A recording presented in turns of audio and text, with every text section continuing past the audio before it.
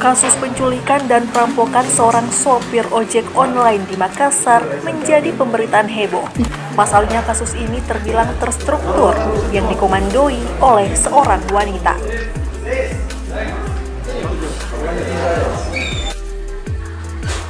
Kasus ini bermula saat korban yang bernama Arman ini diculik oleh 3 pria di salah satu rumah makan Jalan Sultan Alauddin Makassar pada 6 Agustus 2021. Saat itu pelaku mengaku sebagai anggota dan akan membawa korban ke kantor polisi. Awalnya itu saya singgah makan saudara sauna yang di Alauddin itu. Baru saya duduk itu, saya sudah pesan makan. Sementara saya mau makan itu, langsung tiba-tiba ada 2 orang langsung tarik leher belakang saya begini. Terus dia bilang ikut ke kantor.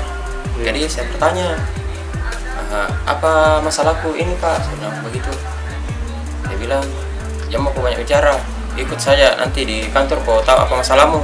Namun ternyata korban dibawa ke perbatasan Gorontalo Manado sambil diancam senjata tajam jenis badik oleh pelaku. Selama penculikan itu, korban mengaku mengalami beragam penyiksaan yang dilakukan pelaku.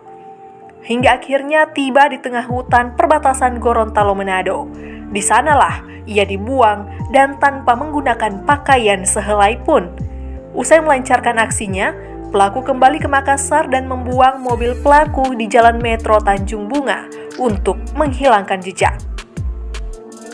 Baru saya mau bergeser naik begini, naik di mobil itu, langsung ada yang pukul sini pun. Jadi langsung saya taparin begini di kursi. Nah begitu saya taparin di kursi, ada nih lakbang mataku. Double lagi lakbang itu, dia pull di situ. Dia pull di situ lakbangnya. Jadi enggak melihat apa.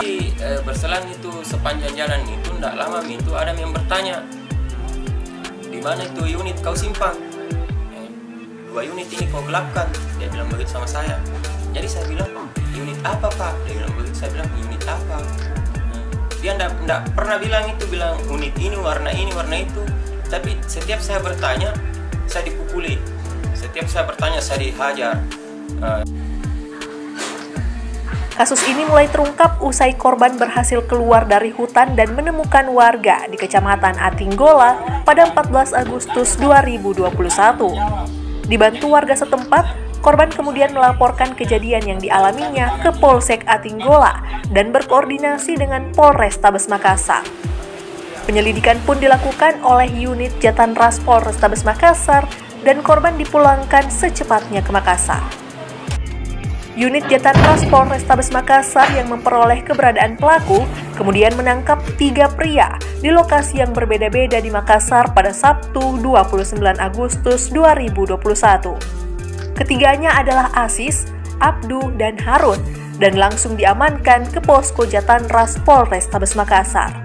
Ketiga pelaku diperiksa secara maraton oleh petugas kepolisian. Dari pemeriksaan itu, pelaku mengaku hanya orang suruhan.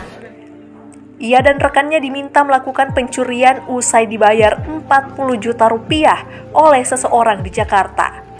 Benar saja, otak dari penculikan itu ternyata seorang perempuan di Jakarta. Namanya adalah Nikita yang bekerja sebagai pengusaha konveksi. Di mana mereka ini ternyata dikoordinir oleh satu orang yang sementara masih kami kejar.